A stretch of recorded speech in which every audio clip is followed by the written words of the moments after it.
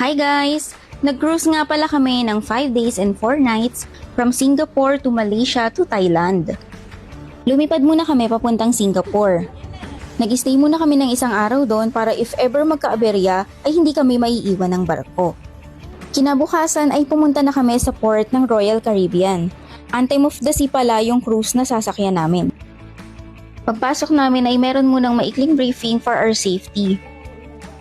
Dumiretso na nga kami dito sa Windjammer Buffet, ang paborito ng lahat na walang katapusang unlimited food. International cuisine pala yung sinaserve nila dito. This is a complimentary buffet from breakfast, lunch, and dinner.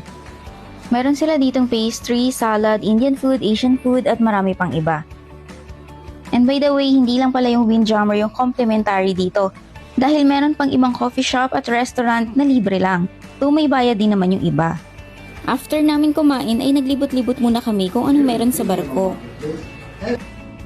Ang daming magagandang view, halos lahat ng paligid ay Instagrammable. Hindi na nga namin alam yung gagawin namin dahil sa sobrang dami ng pwede mong gawin.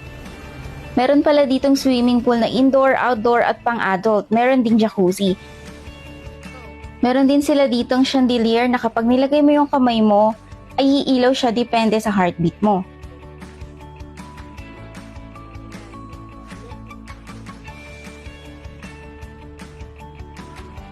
Ang ganda rin ng interior ng Anthem of the Sea, kagaya na lang itong elevator na to.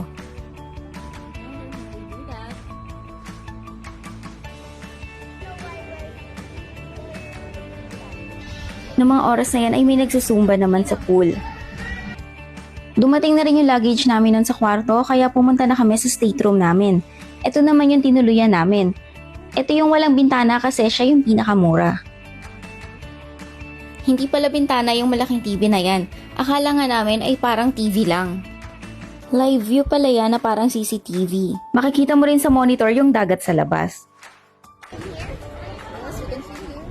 Sinamahan ko muna mag-swimming tong si baby. Kasi ang kulit niyan hindi ka titigilan hanggat hindi kayo nag-swimming. Until 5 PM lang yung mga pambata kaya hindi na rin siya nakapag-swimming. Kailangan na rin namin mag-ready noon for dinner. Dito kami sa fine dining, which is American Icon Grill.